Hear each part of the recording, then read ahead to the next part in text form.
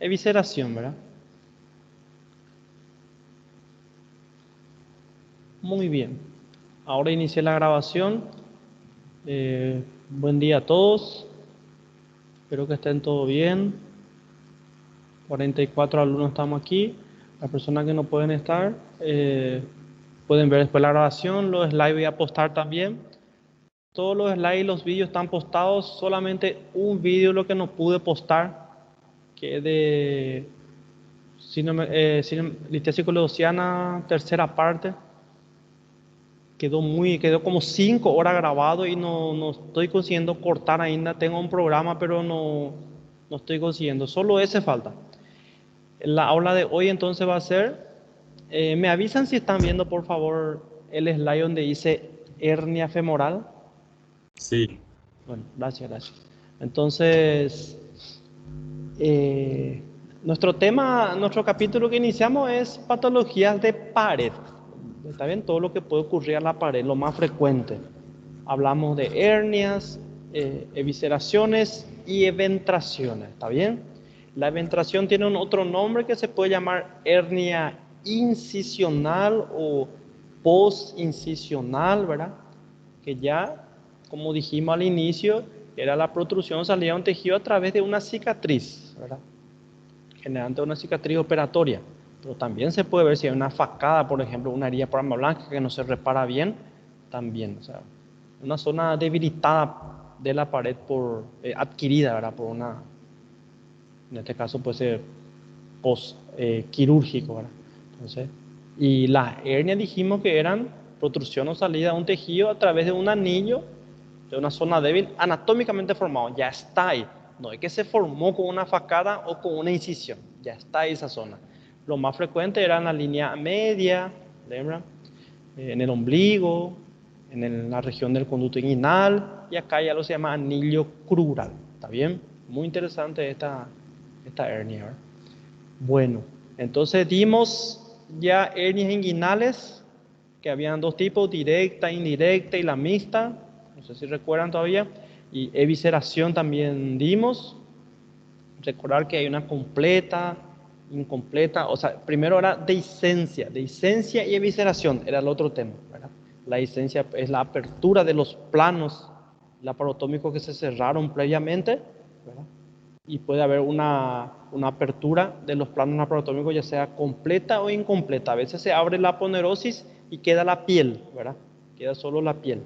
Entonces, no, digámosle que no una completa, porque no está expuesto los órganos ahí.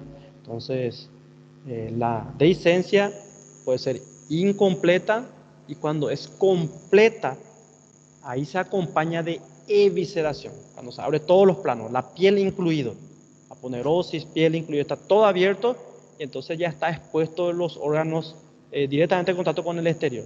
Y la evisceración tenía grado 1, 2 y 3, no sé si lembra. El ejemplo que vimos en el caso clínico era uno grado 3, donde los intestinos salen afuera, sobrepasan el límite de la piel. Ese es grado 3, por ejemplo. Y hoy vamos a continuar algunas hernias que estuve mirando ahí en los casos de reválida que también caen. Lo más frecuente, la hernia más frecuente en hombre, mujer, ya sea niño, adulto, anciano, lo más frecuente en general es la hernia inguinal, ¿está bien? La hernia inguinal. Pero hay también algunos temas, otras hernias que también debemos recordar, debemos saber, como ser la femoral. Mira, hay la femoral, hay la umbilical, hay la hernia de Spiegel, la epigástrica. Vamos a ir mirando, eso es nuestro tema de hoy, ¿verdad? Para ir completando. Hernia femoral, entonces. Acá, en esta imagen, muy buenas imágenes son las imágenes de anatomía que hay por ahí, da para ver perfectamente. ¿Alguien lembra algo? Opa, ¿qué pasa? De una pequeña diferencia entre la inguinal y femorales. Hay un límite, hay algo, hay una referencia, hay un signo, una maniobra. ¿Alguien recuerda? Creo que hablamos un poquito cuando hablamos de hernia inguinal. inguinal seria por debaixo do conduto inguinal. só hablou na referência. Femoral, né? Por debaixo del conducto Exactamente. y Fe, para cima. así mismo, femoral, eh, en realidad acá está el conducto inguinal y el piso del conducto inguinal es el ligamento inguinal. Entonces, la referencia podemos usar directamente el ligamento inguinal. Miren esta buena imagen, esta está espectacular. Miren cómo se ve. Ligamento inguinal es el piso del conducto inguinal, o sea, el conducto está encima del ligamento inguinal, digámosle que esta zona. Y si la hernia sale por encima del... Lembra la maniobra del signo más o menos. El signo que se observaba para ver si era inguinal o crural. De Lander.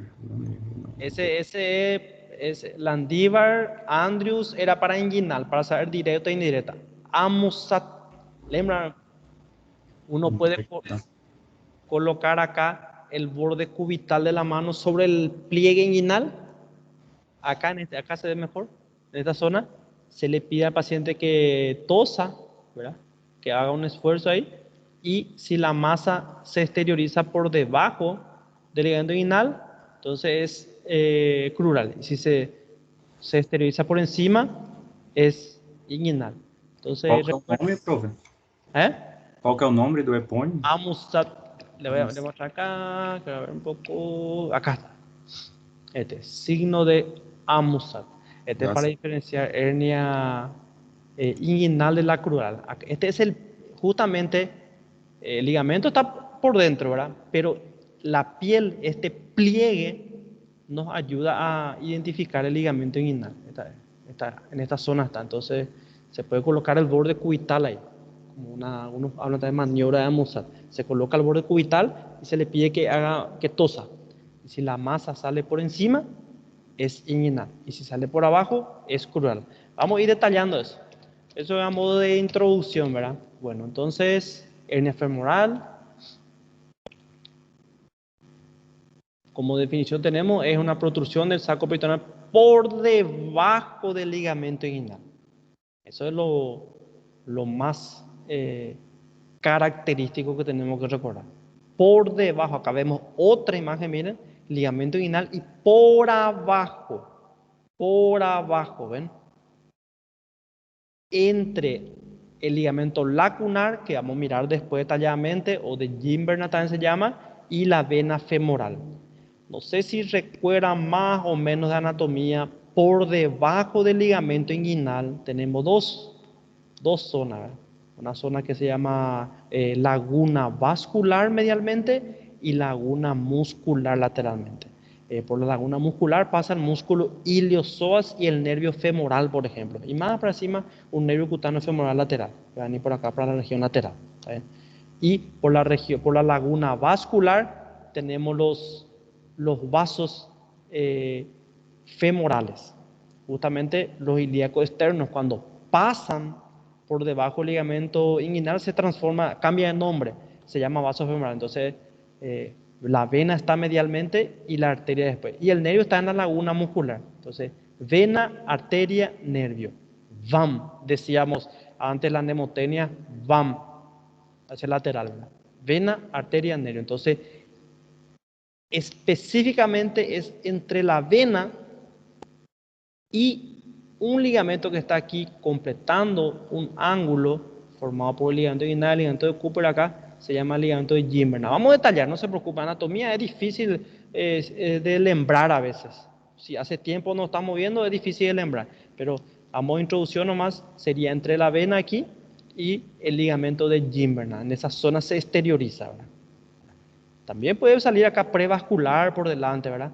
O retrovascular, pero lo más frecuente es aquí, medial a los vasos, en este anillo. Vamos a ir mirando. Entonces, salida o protrusión, como siempre, definición de toda hernia, ya sea por el ombligo, por la línea alba, por el conducto inguinal, ¿verdad? En este caso, por el anillo femoral. ¿Está bien? Bueno, este es un tema que encontré.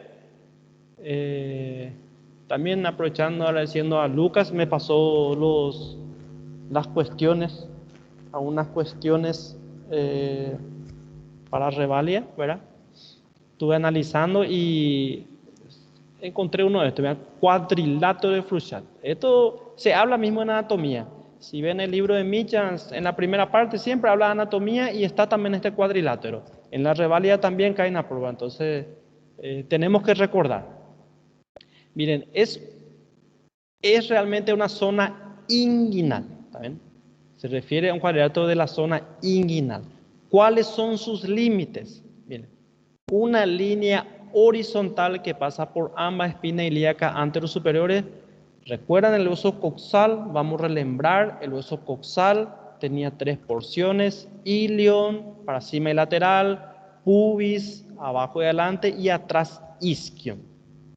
Cuando estamos sentados en una cadera, el isquion es lo que toma contacto con la cadera, ¿está bien? Para tener una idea. Y acá en la parte lateral y encima, esta es la cresta ilíaca.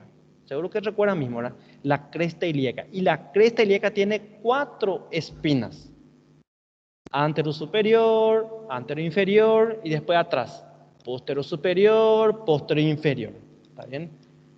La antero inferior depende si la persona es magra, da para ver, la antero superior da para ver y para palpar, ¿verdad?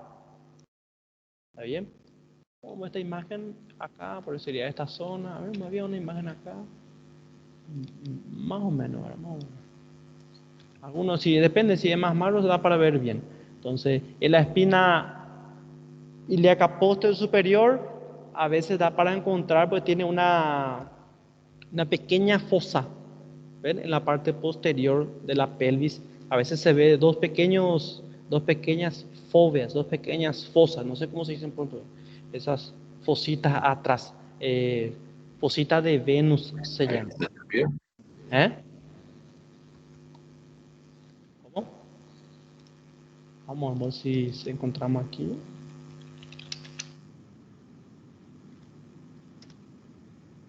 Ah, ahí está, acá atrás. Sale genital femenino. Miren, esta zona, ¿eh? ¿Ven? Acá, justamente, acá está. Fosita de Venus, ¿está bien? Entonces, corresponde a lo que es. Son estructuras femeninas, por eso sale directamente ya en la parte femenina. Pero bueno, para lembrar nomás, ¿verdad? Son referencias anatómicas, ¿está bien? Referencias anatómicas, viene aquí. Entonces, el cuadrilátero de Fouchat, aquí se traza una línea horizontal que pasa por la espina ilíaca anterosuperior. ¿Está bien? Después, 2 líneas horizontales y 2 verticales. La inferior pasa aquí por la espina del pubis, por la base de la espina del pubis. ¿Está bien? Después, línea perpendicular a unos centímetros, algunos hablan de 2 centímetros por dentro de la espina ilíaca anterosuperior. Y la otra paralela o por fuera a la línea media. Algunos hablan del borde lateral del recto también, ¿verdad? O acá dice por fuera de la línea media. Ahí se forma un cuadrilátero. Pero su principal cuestión de prueba es que dividimos en 2 este cuadrilátero por el ligamento inguinal. ¿Está bien? Este cuadrilátero se divide en superior e inferior por el ligamento inguinal, ¿verdad? Y los temas de prueba es que en la parte superior del cuadrilátero de Frouchat se exteriorizan las hernias inguinales y en la parte inferior del cuadrilátero de Frouchat se exteriorizan las hernias crurales. Lo mismo que estábamos diciendo. Como definición mismo, acá miren, por debajo de la inguinal. Entonces más o menos aquí estaría el cuadrilátero. No sé si da para entender el cuadrilátero. Tiene una parte superior y una parte inferior. ¿Está bien? Creo que estamos... Ya un poco de ese hueso coxal. Para lembrar nomás. Acá por ejemplo, en el hueso coxal. Para recordar nomás tiene una cresta, miren. Está la porción ilíaca, el pubis, el isquion, ¿verdad? Está la cresta ilíaca. Esto es un cuadrilátero, tiene borde superior, borde inferior, anterior, posterior y dos caras. En la cara lateral estaba el acetábulo, recuerdan que era para la cabeza del fémur. Entonces acá, espina ilíaca anterior superior, posterior superior, anterior inferior, posterior inferior, ¿está bien? La referencia entonces es la espina ilíaca anterior superior, ¿está bien? Y aquí está el pubis tiene una espina también, espina del pubis se llama, aquí. Y esa es la otra referencia. La línea horizontal pasa por la base de la espina del pubis. Eso no me queda acá. Justamente el ligamento inguinal va de espina a espina, de espina ilíaca anterior superior a espina del pubis. Esa es una referencia también. A ver, bueno, creo que estamos tranquilos ahí. A ver, acá no se ve muy bien. Esta parte sería la espina del pubis, espina ilíaca anterior superior y espina del pubis. ¿Está bien? Entonces traza una línea vertical a 1 o 2 centímetros por dentro de la espina ilíaca anterior superior, ¿verdad? Paralela a la línea media, lateral a la línea media, y una horizontal a nivel de la espina ilíaca y a nivel de la espina del pubis, de la base. En resumen, cuadrilátero de Froissart. Y lo más importante es saber que se divide en dos por el ligamento inguinal, ¿está bien? Bueno, acá hay algo interesante. Miren cómo se comportan las hernias crurales, ¿ven? Acá tiene un saco herniario, ¿ven? Recuerden que las hernias tienen partes, tiene saco y contenido, ¿verdad? Y siempre hay un orificio por donde se va a exteriorizar, ¿verdad? Entonces, acá vemos el saco, que es una prolongación del peritoneo, ¿verdad? Y como contenido, generalmente hay epiplón e intestino delgado. ¿Por qué? Porque son unas estructuras más móviles y pueden exteriorizarse tranquilamente. Entonces aquí vemos una presentación, miren, hay varias variantes, ¿ven? En fin, son todas crurales. Acá, para recordar un poquito de la anatomía, recuerdan que dijimos, este ligamento inguinal, por un lado está la laguna vascular y por el otro lado la laguna muscular, donde pasa el músculo ilíaco y psoas, se unen iliosoas, ¿verdad? Entre ellos pasa el nervio femoral por este lado y medialmente acá vemos, miren, está la laguna vascular donde están los vasos femorales, vena femoral y arteria femoral, ¿verdad? Y ahí es difícil para que salga, ¿verdad? Pero puede salir también la hernia prevascular o retrovascular. Entonces, en este espacio que queda aquí es lo que sale. ¿Está bien? Entonces, aquí está este ligamento inguinal que va acá, de espina a espina. Esa es la mnemotecnia, ayuda de memoria. De espina ilíaca anterior superior a espina del pubis. ¿Está bien? Bueno, y ahí, acá esta parte se llama cresta pectínea del hueso coxal. ¿Está bien? Cresta pectínea. Y ahí hay un ligamento, digámoslo que va a formar como el piso del anillo femoral de este orificio, acá como el piso, está debajo, ¿verdad? Ahí está el ligamento pectino o de Cooper. Bueno, entonces, viene aquí el ligamento inguinal. Después tenemos aquí el ligamento de Cooper, por abajo, no da para ver, por abajo, ¿verdad? Y en el ángulo que se forma por el ligamento inguinal y el ligamento de Cooper, ahí está este ligamento, miren. Como es en un ángulo, tiene más o menos forma triangular. Y ese se llama ligamento de Gimbernat, ligamento lacunar. Vamos a mirar aquí otra vez. Mira un poquito aquí, entonces, este es el ligamento inguinal, perfecto, ¿verdad? Ligamento inguinal de espina a espina, espina ilíaca anterior superior a espina del pubis, ¿verdad? El espacio debajo del ligamento inguinal, por un lado es la laguna vascular, que contiene al anillo femoral, y lateralmente es la laguna muscular, que es el músculo iliosoas con el nervio femoral. Están separados aquí el nervio femoral de los vasos femorales, ¿verdad?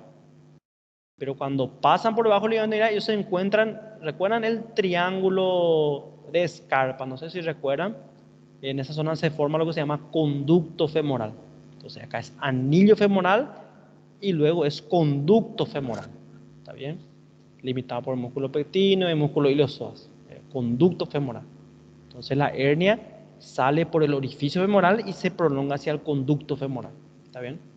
Que corresponde al famoso triángulo de Scarpa, No sé si recuerdan anatomía, hace tiempo hablamos de esos triángulos de Scarpa. Siempre decíamos triángulos de Scarpa, límites y contenido. Y su contenido era paquete vasculo nervioso femoral.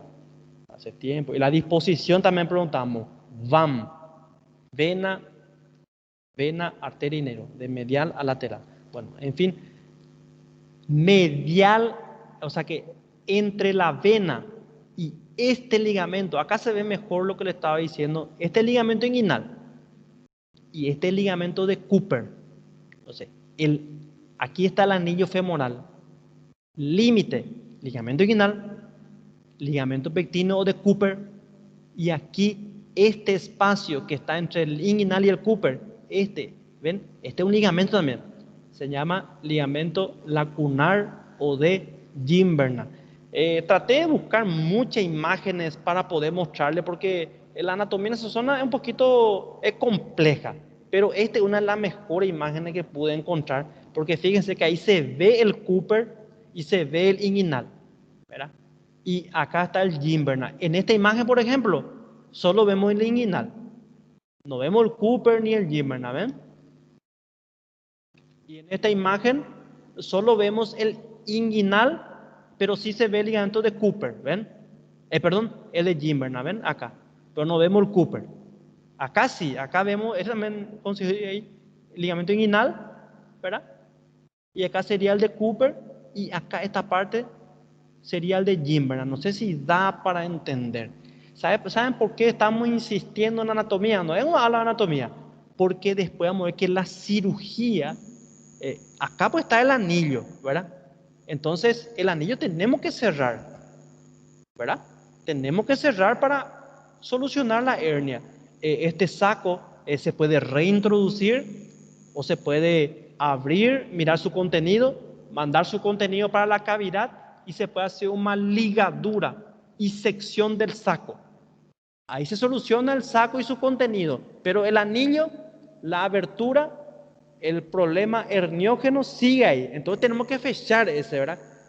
Y ahí la técnica, más para quinto año y sexto año, después van a ver, como pueden ver, el límite es ligamento inguinal y Cooper. Entonces se puede suturar. Vamos a ver después unas técnicas, les voy a mostrar como introducción nada más, que se puede suturar el ligamento inguinal con el Cooper, ¿verdad? Entonces ya saben, ya como el tratamiento de la hernia femoral se puede hacer una rafia, una sutura entre el inguinal y el Cooper. Y si no sabemos cuál es el ligamento inguinal, cuál es el ligamento de Cooper, ahí estamos perdidos, ¿verdad? Entonces creo que por eso consideré oportuno mostrarles bien anatomía para poder lembrar. Entonces, inguinal por un lado, Cooper por otro lado. ¿Está bien? Ahí se puede suturar, ¿verdad? Y acá está el ligamento de Gimberna. No sé si ya para entender.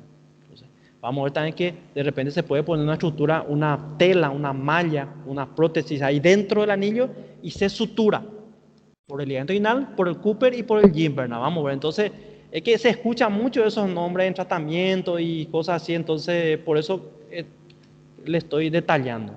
Entonces, retrocediendo un poco, entre el ligamento lacunar o de Gimberna medialmente y lateralmente está la vena, ¿verdad? Límite medial, Gimberna. Límite lateral, la vena, la vaina de la vena en realidad, ¿verdad? Y límite anterior, inguinal y posterior, Cooper. Creo que tengo detallado después los límites. Y aquí un tema clásico. Y hay que aclarar, ¿verdad? Las hernias más frecuentes en general, en hombre, mujer, niño, adulto, anciano, tema de reválida y con ¿verdad? Es la inguinal. Y cuando hablamos de femoral, no las hernias en general, solo si hablamos de la femoral, esa femoral es más frecuente en la mujer. Siempre se pregunta también, siempre se pregunta. Entonces hay dos formas de preguntar. ¿Cuál es la hernia más frecuente en todas las edades, en todos los géneros ahí? Es la inguinal. ¿Está bien? Pero si hablamos solo de femoral, Inguinal indireto, né, prof? inguinal indirecta. Do lado direito. Perfecto. Súper. ¿Quién aportó ahí una? Ya conozco esa voz ahí. Fácil. Eso, Pablo. Súper. Do lado derecho. Exactamente. ¿Por qué lado derecho, Pablo? Lembra que el lado derecho, sí, lado derecho, perfecto. Ahí, ¿recuerdan del colon sigmoide? Claro que sí, ¿verdad? Es una forma de preguntar nomás, colon sigmoide. Entonces la hernia inguinal es más frecuente. Perdón, entre todas las hernias, umbilical, epigástrica, femoral, la inguinal es más frecuente. La variante indirecta, que sale por el anillo profundo, y más a la derecha. ¿Por qué? Aquí tenemos, miren, el colon sigmoide juega como un papel importante para poder cubrir esa zona inguinal, lado izquierdo. Miren, vamos a ver esta imagen, ¿verdad? Miren, el colon sigmoide, recuerdan, tiene forma de la letra sigma griega, de ahí su nombre sigmoide. Entonces está, y es intestino grueso, ¿verdad? Grande. Entonces está como que protegiendo más esa zona inguinal. Esa es una de las causas, ¿verdad? Después otra de las causas es que el conducto, ¿lembran que hay una comunicación conducto peritoneo vaginal por donde migraba el testículo? Es el lado izquierdo cierra más rápido que el derecho. Entonces son pequeños factores que se llevan en cuenta. En resumen, lembrar, más frecuentes son las inguinales, entre ellos la indirecta y entre ellos lado derecho. Como resumen. Edad avanzada, miren, hay una atrofia muscular. Como pueden ver aquí, por eso le puse esta parte muscular. Ven que este es el anillo, esta zona estaría el anillo femoral y esta zona estaría el conducto femoral entre el músculo pectíneo y el músculo iliosoas. Acá conducto femoral, ¿verdad? Este es el triángulo de Scarpa, triángulo femoral o de Scarpa. La hernia puede esterilizarse hasta aquí, puede esterilizarse. Entonces, estos músculos, si están bien tonificados, ¿verdad?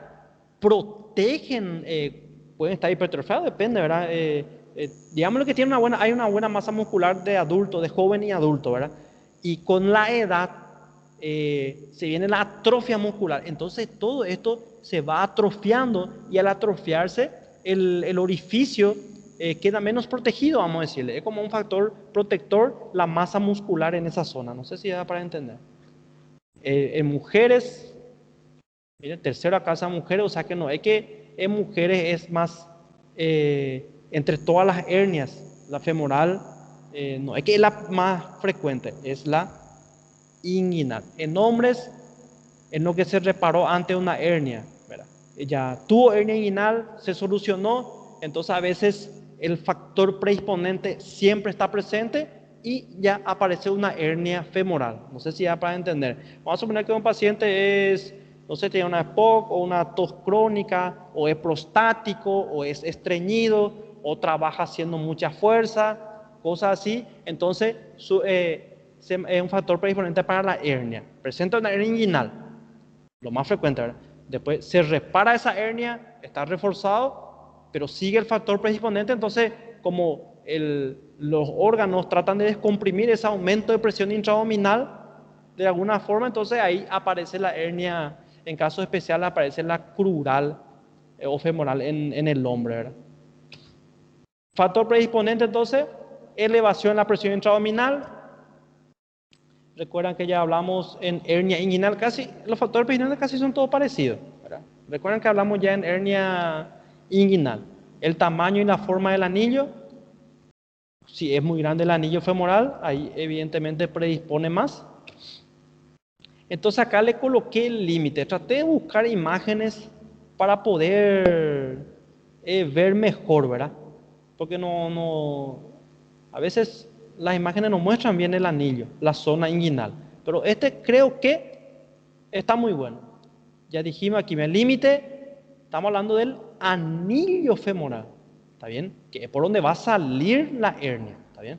Dice, entrada al conducto desde la cadera. Esto es anatomía, ¿verdad? Y por ahí sale la hernia. ¿Está bien? Límite, recordar. Yo resumí nomás acá, ¿verdad? Ligamento inguinal, adelante, ¿ven? Ahí atrás, ligamento de Cooper, que también se llama pectíneo, ¿ven? ¿Está bien? Después, medialmente, aquí va a ser el lacunar o de Gimberna, ¿está bien? Y acá lateralmente no es este tracto iliopectíneo, este se llama tracto iliopectíneo, no es ese, porque acá está la arteria y la vena, entonces el límite es la vena, por eso le puse esta imagen acá, miren, es aquí. Entonces, esto es ligamento de Cooper o pectíneo, está en la cresta pectínea del hueso causal. Este es el ligamento inguinal, que va de espina ilíaca anterosuperior a espina del pubis. Acá se ve, de espina a espina. Y ahí queda un ángulo, ¿verdad? Un ángulo entre el Cooper y el inguinal, ¿verdad? Y ahí está este ligamento que es triangular, ¿ven? Que tiene una base libre, la base forma el límite acá. Este ligamento lacunar o de Gimberna. Entonces, entre el ligamento lacunar y la vena femoral, ahí está el anillo. Entonces, por ahí sale. Sobre este punto nomás quiero hablarle. ¿Por qué detallamos tanto? Porque a veces se tiene que, para reparar la hernia, se tiene que solucionar este orificio. Se coloca una prótesis y se da, esa prótesis se hace una sutura en el Cooper, en el inguinal y en el Gimberna. No damos una sutura en la parte lateral del anillo. ¿Por qué? Porque si no vamos a estar lesionando la arteria. Un ratito nomás os quiero mostrarle, a ver un poco, para ver nomás, acá, a ver, el tema nomás, acá por ejemplo. Miren un poco, con mucha imaginación, ¿verdad? No, ese no da para entender muy bien, pero traté de buscar las mejores imágenes. Este es el ligamento inguinal, ¿ven? Vamos a ver qué tal estamos. Aquí encima, ¿qué estaría? Este es el anillo superficial del conducto inguinal. Acá arriba es conducto inguinal, que tiene anillo superficial, anillo profundo, para anterior, posterior, superior, inferior, que es el ligamento inguinal. ¿Está bien? Acá abajo es la zona de las hernias femorales. Entonces, este ligamento inguinal. Una pregunta. Este anillo, ¿cómo se llama este anillo? ¿Qué está haciendo? Este anillo femoral, anillo femoral. Muy bien. Este es la tela, la prótesis, una malla que se confecciona en forma de cilindro y se introduce en ese anillo. ¿Por qué metemos en ese anillo? Porque por ahí sale la hernia. Y miren un poco, la técnica dice, el tapón se fija con punto de sutura.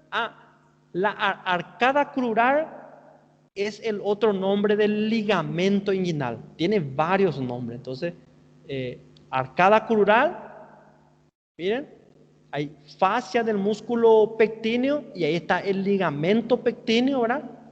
Y ligamento de Gimberna, ¿ven? En este caso habla de fascia del músculo pectíneo. Después vamos a otra técnica que es directamente inguinal con ligamento pectíneo. Acá es fascia la habla. Entonces, lo que le quiero nomás mostrar es que es interesante recordar los límites del anillo femoral, no solo para saber que por ahí sale la hernia, sino para la reparación posterior. ¿Ven? Una pregunta, ¿por qué hace 3 puntos nomás? Aquí encima, abajo y medial. ¿Este qué ligamento sería? Miren que acá se ve súper bien este ligamento, que está en el ángulo. Gimberna.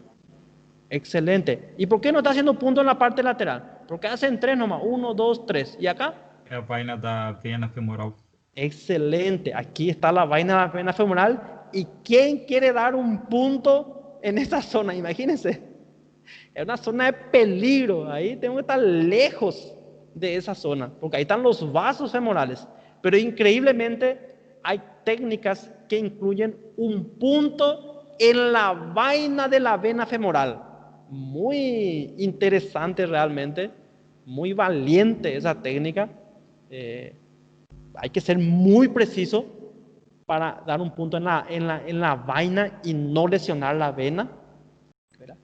Pero bueno, esas eran las rafias que se hacían. Vamos a ver después, una técnica McVeigh se llama. Ahora, por ejemplo, se usa más esta prótesis y ya no se hace el punto, ¿verdad? Bueno, vamos a volver entonces. Los límites ya recordamos. Cuadro clínico, generalmente asintomático hasta que haya estrangulación. Esto es lo característico, es muy característico de las hernias femorales. ¿Verdad? Cuando se manifiesta, la mayoría ya se atascan, se quedan encarceladas. Miren, 40% ya, cuando se manifiesta ya queda encarcelado, ¿verdad? Y cuando está encarcelado ya puede, o atascado, ahí ya, ya es complicado porque puede haber ya un compromiso vascular, puede progresar a una estrangulación. Acuérdense, estrangulación en hernia significa compromiso del flujo sanguíneo. Hay compromiso vascular, puede haber isquemia, necrosis, perforación futura, ¿verdad? Todo evolutivo. Entonces es muy característico que las hernias femorales se estrangulen. Por eso algunos nos recomiendan mismo cuando viene un paciente con una masa ahí en la región femoral, ¿verdad? Una masa y sospechamos una hernia, no se recomienda tanto intentar reducir la hernia, reintroducir, porque generalmente pueden estar ya con una alteración vascular. Entonces, hernia femoral, más frecuente en mujeres que en hombres, generalmente presentan, son estranguladas ya, ¿verdad? Miren, más molestia en el abdomen, dolor, síntoma de infección palpable, dice. A veces son pequeñas, son pequeñitas, ¿verdad? Porque el anillo es pequeño, no es un anillo grande donde puede salir el colon directamente, ¿verdad? Acá, ven todas las imágenes que vemos, que buscamos para hernia femoral, siempre sale femenino, ¿verdad? Porque es más frecuente. Miren esta pequeña masa ahí, ¿ven? Generalmente eso es una pequeña protuberancia, masa o bulto, lo mismo, ¿verdad? Tumoración en la parte medial del muslo y, como siempre, lo clásico, debajo del ligamento inguinal.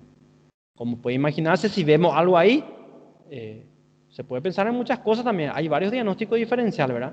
Pero bueno, es cuestión de investigar, porque si hay una masa ahí, por ejemplo, vemos que tiene signo inflamatorio, dolor, calor, rubor, tumefacción. En esa zona, creo que le puse, acá miren, en esa zona están los ganglios inguinales. ¿Ven? Los ganglios inguinales. Entonces, un diagnóstico diferencial puede ser una adenopatía. Recuerdan que los ganglios inguinales drenan todo lo que es el miembro inferior, drenan los genitales, por ejemplo, la parte glútea, la parte inferior del abdomen, drena todo ahí. Si hay un proceso de infección distante, que corresponde a este territorio, esa infección puede migrar y empieza a inflamar esta zona. Los ganglios pueden aumentar de tamaño, pueden abscedarse, ¿verdad? Los ganglios son como filtros, ¿verdad? Son mecanismos de defensa que tenemos. Generalmente cuando hay una herida, una infección en el miembro, siempre cursa con adenopatía, ¿verdad? No sé si ya vieron alguna vez. Entonces, si vemos una masa aquí, es para diferenciar si es inflamatorio o no, ¿verdad? Y la femoral, las hernias no son inflamatorias. No vamos a ver dolor, calor, tumefacción, con fiebre y cosas así, ¿verdad? No sé si da para entender, pero por la zona nomás lo que hablamos. Entonces, generalmente preguntamos si aumenta de tamaño o si es reductible, si desaparece y luego aparece con el esfuerzo. Podemos hacerle al paciente unas maniobras de pie y en decúbito, tratar de reducir si después y hacer que haga un esfuerzo, ¿verdad? Para ver si se manifiesta, o si lo ideal, si no se puede reducir más, se puede palpar y se le pide al paciente que haga una tos o una maniobra de Valsalva y se ve si esa transmisión de la presión intraabdominal si se transmite por esta masa. Entonces cosas así, ¿verdad? No sé si está confuso, da para entender. Generalmente no es muy complicado de diagnosticar una hernia, porque se relaciona mucho, los factores predisponentes siempre están presentes, ¿verdad? Esfuerzo, tos, signo de Amusat. Entonces, ¿esto para qué? Para diferenciar la hernia inguinal de la crural. Entonces, si la masa se exterioriza por encima del ligamento inguinal, hernia inguinal. Si es por debajo, hernia crural. No sé si da para entender. Y ahí está el cuadrilátero de Khrushchev acá. No sé si da para entender. Que se divide en dos, en superior e inferior por el ligamento, y la parte superior inguinal, la parte inferior crural. Diagnóstico de enfermedad, miren, primeramente luego la hernia inguinal, ¿verdad? Porque está muy próxima, muy próxima. A veces confunde, a veces confunde. Varices de la vena safena, no sé si recuerdan que la vena safena desemboca en la vena femoral, justamente en el triángulo de Scarpa, aquí donde está el conducto femoral, en esa zona. Tratamiento, esto es más para quinto año, sexto año, pero igual yo sé que ustedes pueden también absorber este conocimiento, por lo menos como introducción. Se estirpa el saco, ¿verdad? Primero hay que abrir el saco, ¿verdad? Para ver si lo que está adentro no está comprometido, si no está estrangulado, por ejemplo, si está intestino necrosado, por ejemplo, ahí, ¿verdad? Entonces no podemos introducir nomás el saco para adentro. Esto, por ejemplo, miren, esto. No es que agarramos y introducimos, no, hay que operar y abrir el saco y mirar, ¿verdad? Mirar. Después, una vez que se soluciona el problema del saco y el contenido, hay que suturar el defecto. Y acá hay un detalle muy importante: hilos no absorbibles. Justamente, por suerte, ya vamos a tener en la práctica. Una de las prácticas aquí en la área de simulaciones va a ser hilos y suturas. Entonces, ahí vamos a ver que hay hilos absorbibles e hilos o fios, ¿verdad? En portugués, no absorbibles, ¿verdad? Nosotros necesitamos que ese orificio esté siempre cerrado, porque hay hilos que se absorben en 2 meses, en 3 meses, y después, si sigue un factor predisponente ahí, se va a herniar de vuelta. Entonces, reparación de la hernia con hilo y reabsorbible, ¿está bien? Permanece ahí. Lo mismo, esa tela, la prótesis que se usa, son materiales y reabsorbibles, no absorbibles, ¿está bien? Bueno, se repara el defecto con esas suturas. Y acá es lo interesante. ¿Recuerdan que dijimos que a ver, vamos si les muestro las partes de la hernia? Acá. La hernia tiene un saco, ¿verdad? ¿Ven? Peritoneal. Ese tiene un cuello, ¿verdad? Y siempre hay un anillo fibroso por donde se exterioriza. Y a veces a través del saco, porque es peritoneo y es transparente, uno puede observar su contenido ya con cambio de coloración antes de abrir o con líquido sanguinolento. Entonces, si vemos algo así, si hay líquido sanguinolento en el saco de la hernia, al explorarlo y abrirlo, cabe sospechar de que hay intestino no viable, algún compromiso vascular ya. ¿Está bien? Dentro de la cavidad hay que abrir el abdomen y explorar. No sé si da para entender lo que les quiero decir. Si es que a veces cuando estamos operando, el contenido está dentro del saco, pero mientras uno va operando, y más con anestesia raquídea, por ejemplo, general, se puede hacer también muchas de las hernias locales, ¿verdad? Pero en estos casos ya no, ¿verdad? El contenido entra dentro y no vemos. Mientras estamos maniobrando, manipulando ahí, el contenido vuelve a la cavidad y no sabemos si está comprometido o no. Pero si hay líquido sanguinolento en el saco, entonces hay sospecha de compromiso. Entonces hay que recurrir a una laparotomía. O sea que una hernia inguinal, una hernia crural, por ejemplo, por más que las incisiones se hacen sobre la región afecta, ¿verdad? Pueden terminar en una laparotomía en caso de sospecha de una isquemia intestinal, por ejemplo, ¿verdad? A veces da para ver mismo, operamos la hernia, vemos el saco y abrimos el saco y ahí mismo está el intestino comprometido. Entonces, recomendable para trabajar mejor convertir en una laparotomía. ¿Y qué se hace aquí? ¿Quién me puede decir qué podemos hacer aquí? ¿Qué podemos hacer aquí? ¿Qué procedimiento sería? Aparte de reparar el defecto herniario, el saco, todo así, queda un paso más aquí, que es la resección del segmento afectado y anastomosis. Excelente, excelente. Bueno, eso fue más o menos hernia femoral. Y miren, para reparar, a modo de información para el futuro también, ¿recuerdan? Herniorrafia es una cosa y hernioplastia es otra cosa. ¿Está bien? ¿Quién recuerda la diferencia?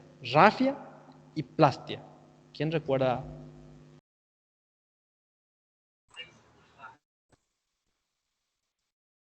Rafia es sutura.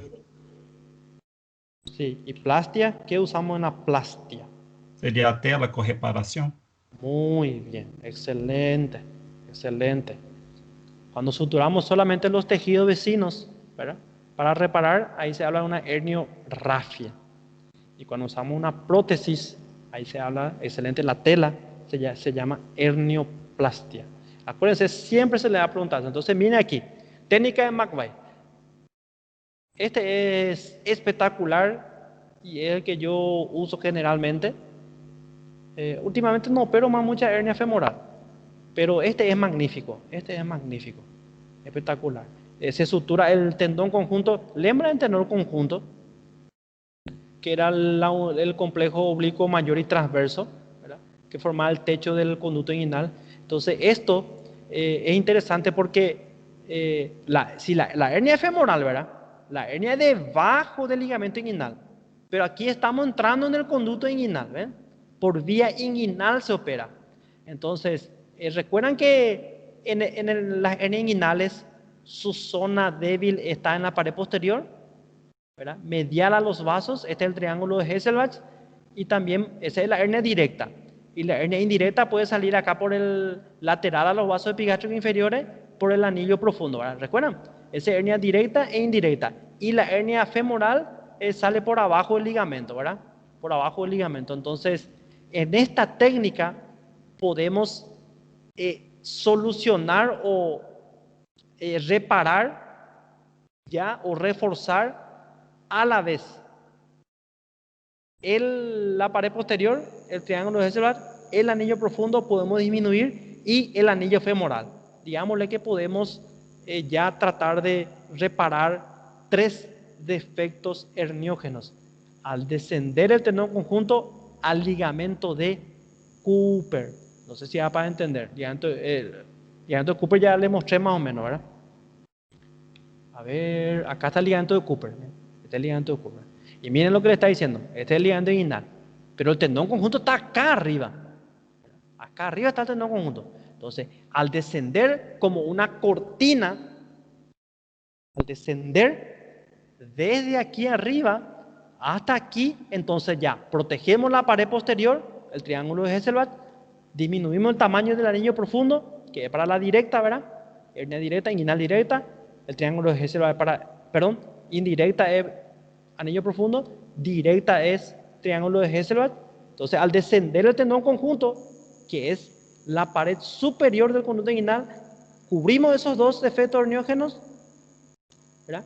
Y al bajar más ainda hasta el ligamento de Cooper, ahí ya cubrimos el anillo femoral. Entonces, es como una cortina que cierra todos los posibles espacios herniógenos. Por eso es muy interesante.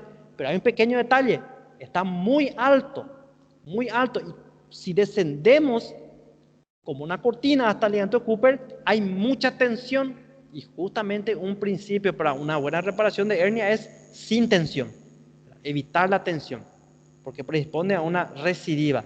Y ahí a Cooper le podemos agregar una incisión de descarga, acá, ¿eh? Se hace un pequeño corte para que esto pueda descender sin tensión.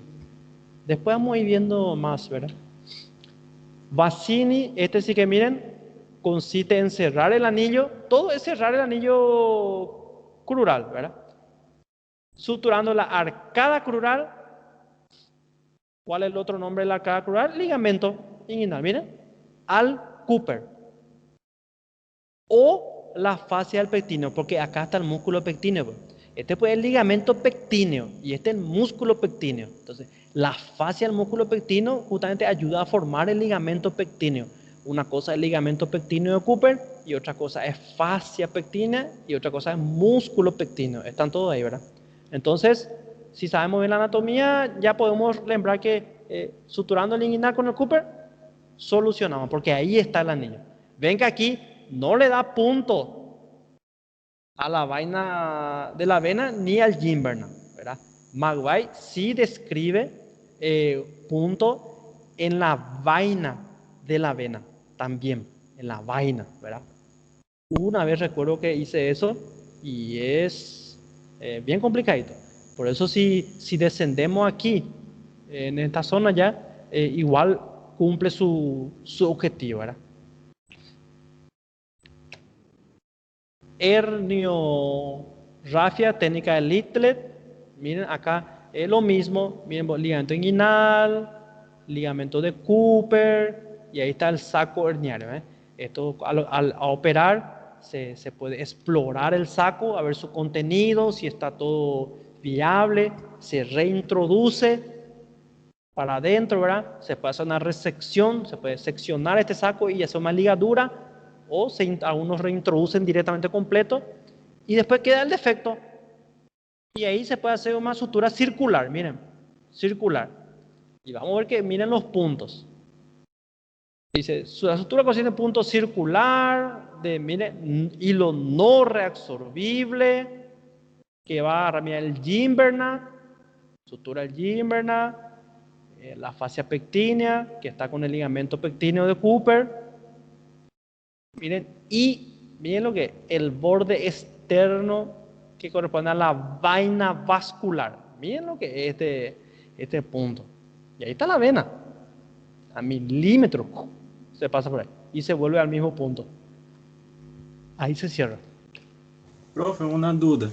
Com essa técnica de vai, não há perigo de ter nenhuma compressão da vasculatura dessa região se apertar demais a sutura? A ver, si apretamos mucho aquí. Sí. No, y la idea es que se cierre aquí, pensando, razonando, así como está diciendo, hasta que podría ser, pero no compromete bastante. Pero sí hay que llevar en cuenta porque, por ejemplo, de eso sí se habla cuando vamos a preparar una malla. Cuando vamos a colocar una tela, no tiene que ser muy grande, tiene que ser pequeño, o si no, vamos a comprimir todos los vasos. Entonces, sí se piensa en los vasos, se puede cuidar. Si hay mucha tensión, se hace incisión de descarga. Pero sí se lleva en cuenta, principalmente cuando vamos a hacer la plastia. Ahí sí, no tiene que ser muy grande el cilindro, el conio, ¿no? El cilindro no tiene que ser muy grande, para evitar justamente eso. Pero si después de la cirugía el miembro inferior del paciente está hinchado, hematizado, tiene un poco de dolor, ahí ya es un problema, ¿verdad? Ahí ya podemos preocuparnos un poco, ¿verdad? Pero evitar que haya mucha tensión. De preferencia incisiones de descarga.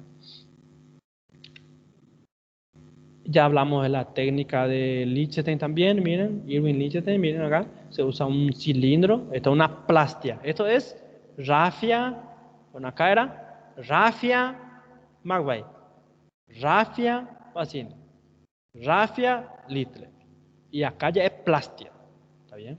Plastia. Muy bien, hernia umbilical, vamos a mirar un poquito aquí. ¿Ven? La hernia umbilical acá es sencillo. Salido, tejido, órgano a través del anillo umbilical. Ese tranquilo, ¿verdad? Opa. En su mayor parte se resuelve espontáneamente, miren, ante los 4 años. Este es un tema un poquito especial de saber, ¿verdad? Que a veces se espera los 4 años para poder reparar. ¿Por qué? Porque la mayor parte se puede resolver. O sea, si un bebé nace con esa hernia inguinal, umbilical, no es para desesperarnos y operar, ¿verdad? No sé, a los 6 meses, 10 meses, 1 año, no. Teóricamente, la mayoría se resuelve antes de los 4 años, ¿verdad? Y también no solo se ve en bebés, ¿verdad? Recién nacidos, se ve también en embarazo, ¿verdad? Creo que ya hablamos una vez de eso, en personas con ascitis, miren. ¿Por qué? Porque hay un aumento de la presión intraabdominal, ¿verdad? El tema en bebé, por ejemplo, cuando el bebé, también se habla de cuestiones estéticas. Vamos a poner antes de los 4 años, no sé, 3 años, 2 años, y está así muy aumentado de tamaño. Entonces sí, por cuestiones estéticas se puede reparar, ¿verdad? Pero si ya es muy grande, difícil que se cierre a los 4 años, ¿se entiende?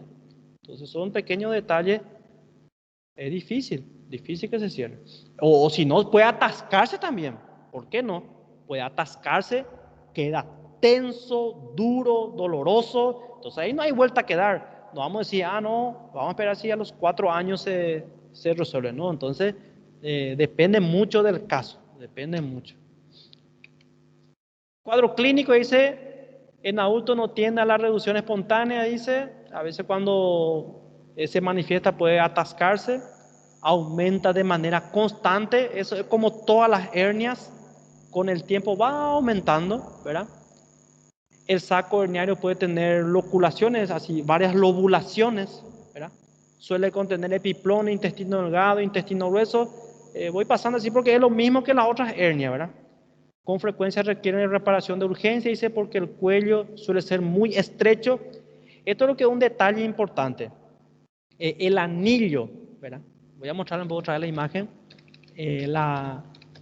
La hernia se esteriliza por un anillo, ¿está bien? Y la parte del saco que corresponde al anillo es el cuello del saco. Entonces, si los anillos son muy pequeños, tienden más a la encarcelación y estrangulación. Entonces, es más, digámosle, peligroso una hernia pequeña que una grande. No sé si ya para entender. Porque la grande ya entra, sale y difícilmente se va a atascar y estrangular. Pero si es pequeño, sí, como la umbilical y la femoral. Entonces, eso es lo que dice ahí. Hay un peligro de estrangulación, de compromiso vascular, y eso ya es grave, ¿verdad? Porque si hay una isquemia necrosis, tiene que terminar una laparotomía, resección intestinal, anastomosis, y después tiene sus comorbilidades. Esa anastomosis puede tener una fuga, imagínense, todo un tema.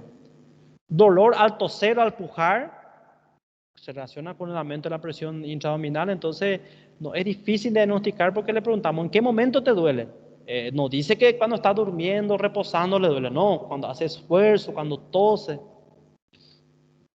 Tratamiento quirúrgico, dice si persiste después de los 4 años, ya dijimos, ¿verdad? Porque se cierra espontáneamente generalmente. Antes de los 4 años, si es muy grande, motivo estético, como ya dijimos, esa foto que vimos, por ejemplo, es bien grande. Se puede encarcelar, ¿verdad? Atascar significa eso, y ahí puede tener compromiso vascular. Entonces, saben que los bebés lloran bastante, ¿verdad? Su medio de comunicación más importante es el llanto, ¿verdad? De los bebés, y al llorar hay un aumento de presión intraabdominal. Aumento, entonces, si se ataca, ¿qué vamos a hacer en 2, 3 años? No hay que esperar, ¿verdad? En adultos principalmente se puede usar malla sin problema. Hernia de Richter. Le pongo a modo de información porque van a encontrar en todos los capítulos que habla de hernia, habla también de hernia de Richter. ¿Qué significa esto? Miren, cuando el contenido del saco herniario contiene, ¿verdad? Cuando el saco herniario contiene al intestino parcialmente, o sea, contiene parcialmente a la pared intestinal. No es que entra todo el intestino, solo una parte de la pared entra. Miren la tomografía, qué interesante, ¿eh? Aire líquido, este tejido celular subcutáneo, la piel, ¿verdad? La pared, y miren acá, una parte nomás, no es que sale todo el intestino. ¿Y por qué tanta importancia? Porque es lo que generalmente produce isquemia y necrosis, este tipo de hernia. Se produce cuando queda atrapada, dice, una parte de la pared intestinal en el orificio herniario. Una parte. Frecuentemente dice el borde antimesentérico. Recuerda que el intestino tiene mesenterio, ¿verdad? Este es el borde antimesentérico y este es el borde mesentérico. Y es medio obvio que tiene que ser el antimesentérico, ¿verdad? Bueno, hace una rotación ahí para poder salir así en forma, primero el mesenterio. Entonces, Prof, ¿sí? entonces essa hérnia, ela estrangula, mas não há obstrução intestinal. Puede haber, lo más característico es que estrangula y tiene compromiso vascular, pero depende de cuán grande, si abarca mucha la circunferencia, puede producir obstrucción. Puede producir. Pero lo característico es que estrangula, ¿verdad? Pero puede producir. Si esto penetra mucho ahí va a producir obstrucción.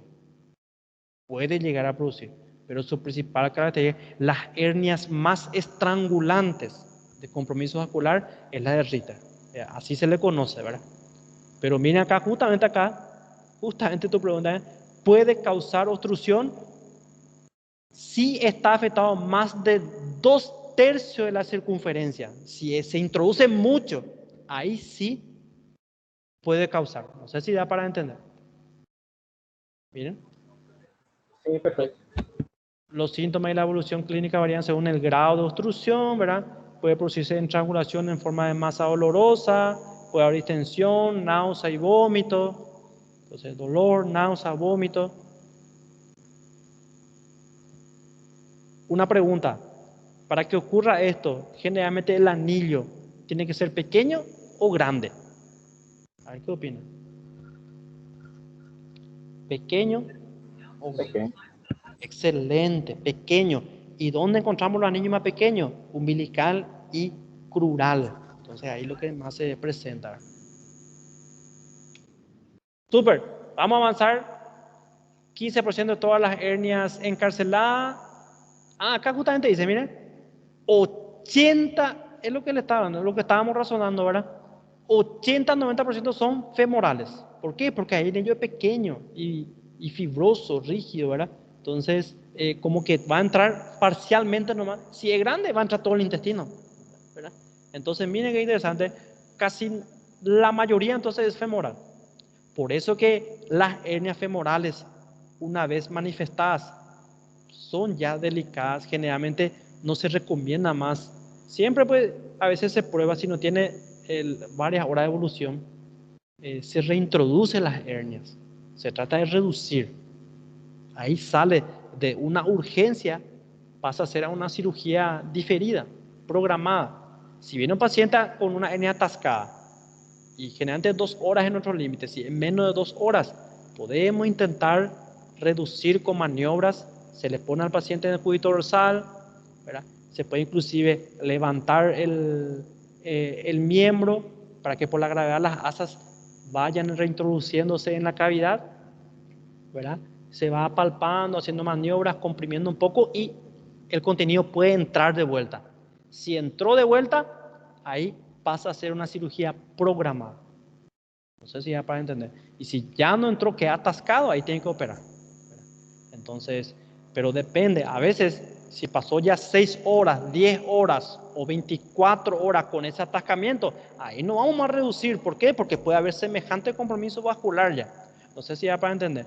Y en las femorales no se recomienda más la reducción porque la mayoría ya puede tener compromiso vascular. No sé si se entiende.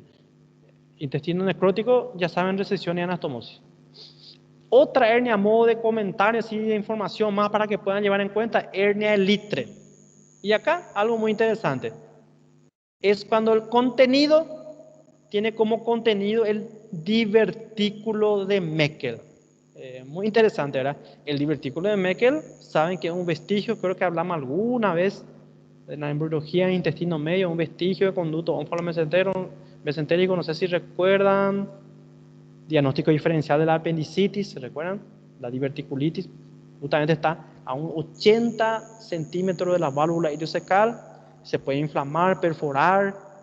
Recuerdan que tenía mucosa ectópica ahí de tejido pancreático, tejido gástrico, puede tener esto. Muy interesante era el divertículo de Meckel, no sé, dimos en los principios en las aulas. Y si esto es el contenido de la hernia, entonces hernia de Litre. Hernia de Spiegel, para ir viendo más, ¿verdad? Es una hernia ventral adquirida en la línea semilunar de Spiegel. Línea semilunar de Spiegel. Vamos a ver una imagen. Bueno, no sé si recuerdan, están los músculos anchos, oblicuo externo, interno y transverso. ¿Recuerdan? Oblicuo externo, interno y transverso. Y la característica de esos músculos son que tiene parte muscular y parte aponeurótica. ¿Está bien? Sería, acá se describe una línea, pero este es el oblicuo externo. No es oblicuo externo la línea de Spiegel. La línea de Spiegel es del músculo transverso. Voy a utilizar nomás esta imagen. Ven acá, acá es músculo y acá es aponeurosis. Y hay una línea de transición músculo aponeurótica. Esta línea, por ejemplo, esta es la línea del oblicuo externo, ¿verdad? Pero el transverso, como está en cinturón, ¿verdad? Sus fibras son horizontales, describe en la transición músculo aponeurótica una línea semilunar o línea de Spiegel. Si tenemos otra imagen. No está muy claro esta imagen. Le voy a mostrar a ver si podemos un ratito, un minuto, por favor.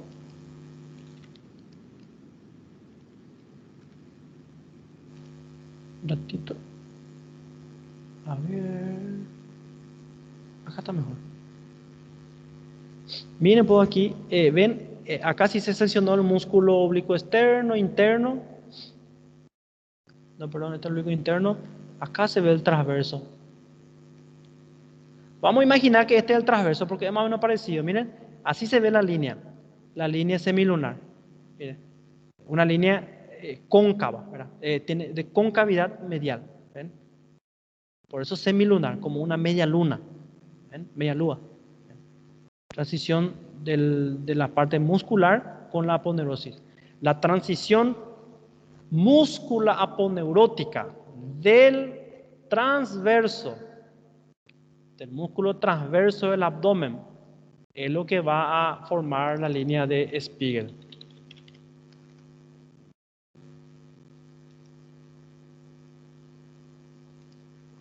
Acá se ve mejor. Este sí está bueno, ¿eh? ¿Cómo quiero llevar esta imagen ahí? Miren, la línea de Spiegel está linda, ¿está? Miren, línea semilunar de Spiegel. No sé si ya para entender, ¿eh? Acá se ve mejor, súper, miren. Línea de Spiegel. Disculpa un ratito, por favor.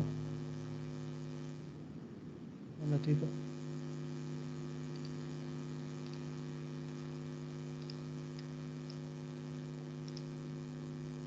Un minuto, por favor. No se linda imagen nomás. Quiero poner aquí y así le voy a postar después con esta imagen ya. Disculpa un ratito. No sé si ustedes ven la live ahora.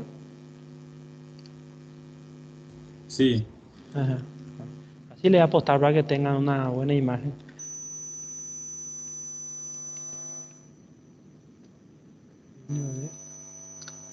Ahí, okay. Ahí está espectacular. Esta imagen está linda. Vamos a grabar. Esta imagen está linda. Bueno, me dicen por favor si están viendo esta imagen en línea de Spiegel. Sí. Bueno, gracias. Entonces, esa zona es una zona débil y por ahí se exterioriza en esta transición. ¿Ven? Ahí se ve la masa. En este caso justamente puse ahí una hernia incisional. Pero acá está el de Spiegel, ¿ven? Entonces, ¿ven? La masa ahí. Totalmente más o menos atípico, ¿verdad? No es umbilical, no es epigástrica, que es la línea alba, no es inguinal, no es crural, y una masa aquí. ¿Ven? Entonces, récora, es rara. No, rara. Creo que una vez he visto una vez. Es muy rara la hernia de Spiegel. Ya dijimos, aquí, todas las localizaciones, miren, en epigástrica. Cuadro clínico dice dolor, como siempre, ¿verdad? En la región que aumenta con maniobra que aumente la presión intraabdominal. Cuando hace una tos, un esfuerzo, ¿verdad? O maniobra valsalva, o le ponemos un decúbito dorsal y le decimos que eleve el tronco, y ahí aumenta la presión intraabdominal, y eso puede producir dolor. Tumoración, dice, localiza, miren, debajo del ombligo y por fuera del músculo. Por fuera del músculo recto. Esa es su zona. No encima en el cuadrilátero de Fouchard, que es encima del lienzo inguinal, debajo, no. No encima del ombligo, no. Miren, debajo del ombligo, por fuera. Porque ahí está la línea de Spiegel. Se puede reducirse con dígito presión, como todas las hernias, todos comparten algo en común. uno puede reducir, todas las hernias se pueden reducir y ahí se escucha un ruido característico. Cuando estemos en la práctica hospitalaria, vamos a escuchar que cuando tocamos una hernia, hay un ruido que se llama gorgoteo, que es como un sonido de un líquido que está pasando, gotera, gorgoteo, ahí viene, ¿verdad? Un sonido de líquido que va pasando. Es un sonido muy característico que cuando estamos por aquí en las prácticas vamos a poder ver, ¿verdad? Al reducir la masa hace un ruido, gorgoteo, porque el contenido generalmente tiene, el intestino tiene líquido y gas, y entonces al pasar por ahí, al reintroducirse hace ruido. Hipersensibilidad en la zona, no se puede palpar ahí, si está atascado principalmente, tenso, doloroso. Por la clínica podemos diagnosticar si es que es muy característico, ¿verdad? Y después tenemos la imagen, tomografía, ultrasonido, alto riesgo de encarcelación, porque es pequeño tan atrás, rara recurrencia. En realidad es raro esta hernia. Vamos a ver otra tomografía aquí. Miren, por ejemplo, esto es un corte horizontal, ¿verdad? Horizontal. Miren, estos son los rectos del abdomen, no sé si da para entender, con mucha imaginación, ¿verdad? Acá está el hueso coxal, los músculos glúteos por fuera, el músculo ilíaco por dentro, ¿verdad? Acá el psoas a ambos lados del... ¿ven? Y acá la pared abdominal anterior, con mucha imaginación, esto puede ser el recto, la línea alba. La línea alba es la parte más fina y delgada de la pared abdominal. Por eso que ahí puede haber también hernia. Se llama hernia epigástrica. Pero entre el ombligo, encima del ombligo y debajo del apéndice sifoide. En esa zona es el epigastrio mismo. ¿Recuerdan? Epigastrio. Y ahí puede haber hernia también. Aquí. ¿Ven cómo se ve? Finito ahí. En fin, esto no está ahí. Está lateral. Lateral al recto. Justamente la definición de hernia de Spiegel. Debajo del ombligo y lateral al recto. ¿Ven? Y sabemos que estamos bajo porque este es el hueso coxal. El hueso coxal está abajo. Miren el contenido, intestino, todo eso. ¿Qué dice acá? Tomografía conmutada, dice hernia encarcelada, una hernia de Spiegel. Está bien atascada ahí. ¿Ven? Esto es quirúrgico de entrada. Si está atascada, más ainda. Si se reduce, tranquilo, se puede programar, pero si está ahí atascada es un problema. Incisión sobre el sitio, dice, se ve el saco, se puede abrir el saco y mirar el contenido, o directamente se introduce el saco por el defecto. Ahí tranquilo, ¿verdad? Eventración, ya hablamos más o menos, dimos una introducción, ¿verdad? Dimos una introducción. La salida de protrusión temporal permanente a través de una cicatriz, ¿verdad? Digamos, algo adquirido, ¿verdad? Ya sea cicatriz operatoria o un traumatismo. Miren lo que esto es. No, es difícil de diagnosticar. Hay una cicatriz, está en la área de Kocher, aparentemente se operó de vesícula a esta persona, en la piedra en la vesícula, colecitomía. Y miren la masa. ¿Qué tal están ustedes? ¿No están un poquito cansados? Ay, ¿cuánto falta? Falta unos 10 slides. ¿Qué les parece si aguantamos un poquito y terminamos? Melhor acabar logo.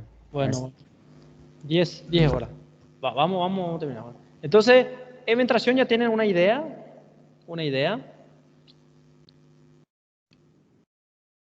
Acá les muestro un ejemplo de las incisiones que se hacen a nivel abdominal, de Kocher, para mediana, la mediana. Este se llama mediana supra para infraumbilical, como parámetro del ombligo.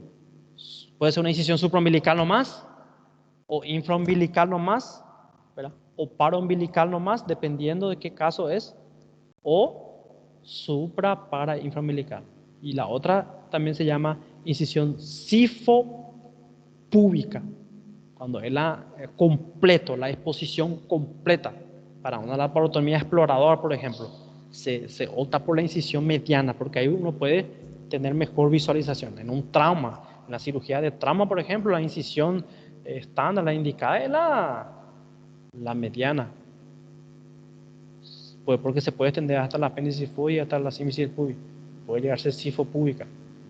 Transversa, Maymin McBurney, Lance, este es muy parecido también a la de Rocky Davis, Butler, miren. Morrison y Stefanesti, que se usa para la cesárea. En fin, demuestran más unas incisiones que todo esto se puede herniar después. Por eso se llama hernia post-incisional o hernia incisional o eventración, ¿verdad? Acordamos que la eventración, en la eventración está contenido por piel. La aponerosis se abren, pero la piel le contiene. Y la evisceración ya no hay piel, o sea, se abrió la aponerosis y se abrió la piel también. Todo el contenido está en contacto con el exterior, con el ambiente. Pero en la eventración hay piel conteniendo. Y sí, por eso que es algo más, un poco más crónico, no es algo agudo. Las dehiscencias y evisceraciones son más agudas en el postoperatorio. El resultado, el resultado de una mala cicatrización, de una incisión o corte, ¿verdad? Porque puede ser una facada también, ¿verdad? Agresión física por arma blanca, realizada en la pared durante la intervención quirúrgica. Etiología, miren por aquí, de entrada lomea, técnica quirúrgica deficiente, puntos de sutura inadecuados, ¿verdad? O con mucha tensión, ¿verdad? En la hora del cierre. Entonces, miren, una ventración entonces ya implica ya la técnica que usa el cirujano. Es importante llevar en cuenta eso, ¿verdad? Infección postoperatoria, la edad, ¿verdad? La cicatrización más lenta, menos sólida, debilidad general, dice comorbilidad de cirrosis, carcinoma, enfermedades crónicas, alteraciones nutricionales, obesidad, como siempre está en todo, por la presión intraabdominal, dice, complicaciones pulmonares, someten a tensión, dice, la reparación, como si tienen tos, por ejemplo. Entonces, generalmente, cuando se hace una cirugía programada de pared y el paciente está con problemas respiratorios o está tosiendo, se suspende la cirugía. Ese es un motivo para suspender, porque no puede ser que justamente el factor predisponente es la tos y el paciente está tosiendo y le va a operar y es un tema. Entonces, el paciente tose y automáticamente es un motivo para suspender la cirugía y que pase el cuadro agudo que tenga respiratorio y después puede volver.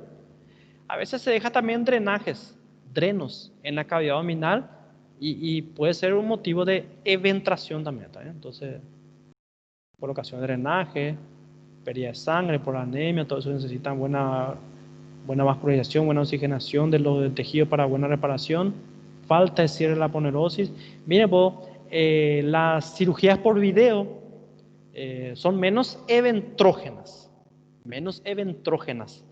Esa es una de sus características, ¿verdad? Por eso también se opta, ¿verdad? Tiene menos dolor, más rápida recuperación, más rápida inserción laboral, la cirugía por video, y menos eventrógena, pero también puede producir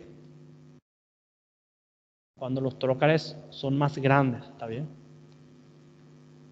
Dolor, cuadro clínico como siempre, masa, deformidad, puede haber dolor, y si se atasca, se encarcela, puede haber una obstrucción.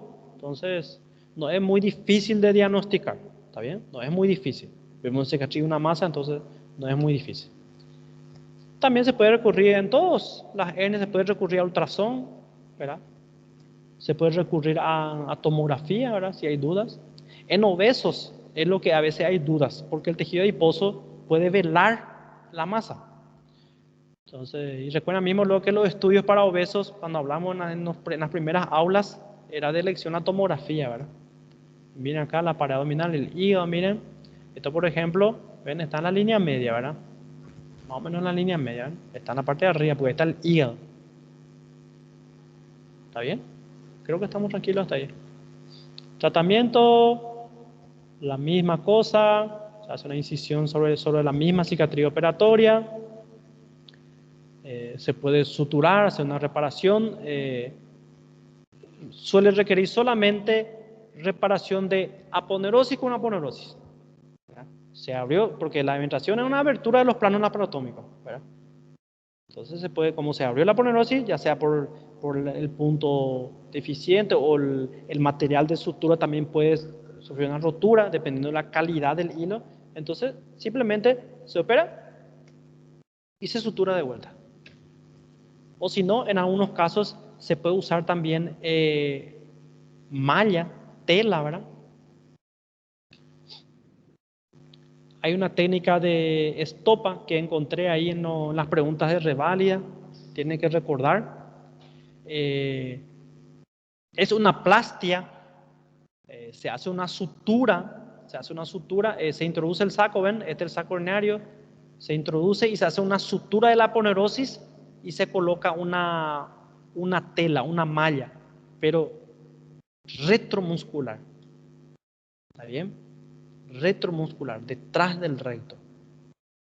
Se usa para ventraciones, dice si está una malla, acá mismo dice, retrorectal, detrás del recto. No sé si ya para entender. Retrorectal. Miren, se coloca la tela. Interesante. Y justamente cayó una de las pruebas de revalida. Mira, particularmente para hernias grandes, las recurrentes o las bilaterales, ¿verdad? Técnica de estopa. Entonces es una. Se puede hacer entonces, como siempre, rafia o plastia, ¿verdad? La plastia, recuerdan, técnica de estopa. ¿Está bien? Se usa una tela que se pone detrás del recto y se sutura después la aponerosis. Igual se sutura la aponerosis y se pone como refuerzo. Y aquí algo para información nomás. Miren cómo puede haber recidivas. 25% de recidivas. O sea que viene un paciente que le vamos a operar de una ventración y le decimos, mira, si es grande, por ejemplo, hay posibilidad de que vuelva a aparecer. Entonces ya el paciente está informado. Porque si vuelve después de 1, 2, 3 años con otra hernia, una recidiva, y va a decir, el doctor operó, no, siempre quiere decir no operó bien o algo así. Entonces ya se informa ya el pronóstico que puede haber recidiva. Entonces el paciente ya sabe, y si por ahí recidiva, entonces ya está dentro de todo más tranquilo porque era una posibilidad. Pero si él ni sabía, no se le informa, ahí es un problema. Muy bien. Fue intenso hoy. A ver un poco, no sé qué hora. Pero empezamos casi 9:30 luego, ¿verdad? No, 8:30 parece. Voy a cortar la grabación, ¿está bien? Voy a cortar la grabación. Acá vamos a ver qué dicen los compañeros. Girasol dice la plastia, entonces cuando se usa la malla, así mismo, y la rafia es cuando se usan los tejidos. Acá Alison ya es mi auxiliar ahí. Creo que te respondió ahí, Girasol. Técnica de estopa puede ser aplicada en hernias inguinales, sí. Generalmente la técnica de estopa se puede usar para hernias inguinales bilaterales. Se usa más para hernia. ¿Quién es convidado? No tiene nombre no tiene nombre. Para las hernias bilaterales, porque se usan telas grandes, mallas grandes. ¿Está bien? Sean, ¿está bien, Sean? Entonces, justamente se usa para ventraciones grandes, para hernias bilaterales, entonces se coloca en toda la parte inferior. Entre peritoneo y el músculo, excelente. ¿Por qué? Porque lo ideal es que no esté en contacto con el intestino, ¿verdad? Lo ideal es que no esté, Patri, ¿verdad? Lo ideal es que no esté en contacto, se cierra el peritoneo, entonces en el espacio preperitoneal se pone. ¿Está bien?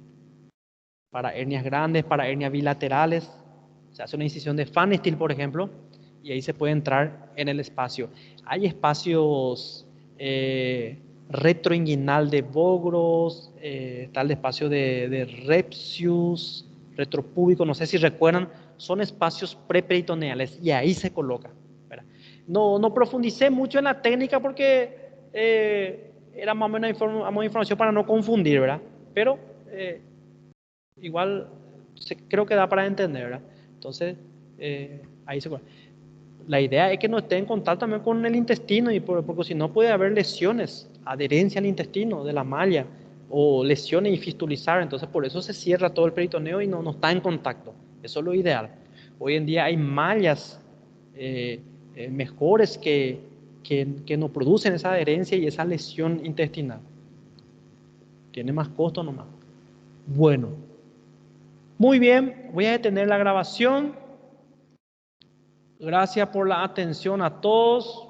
Acá terminamos el capítulo de patología de pared abdominal.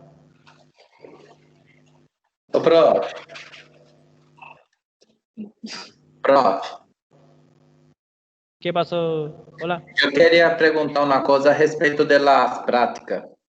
Ah, bueno. Entonces, ¿Cuánto voy a detener. tiempo que va a durar las prácticas? ¿Qué? ¿Cuánto tiempo va a quedar las prácticas? Me pasaron 10 semanas. 10 semanas? Sí. Y ahí hicimos un cronograma de acuerdo a esas 10 semanas. Voy a cortar la grabación, entonces huele para que quede poco y continuamos, ¿está bien? Está bien. Vale, un ratito. Entonces ahí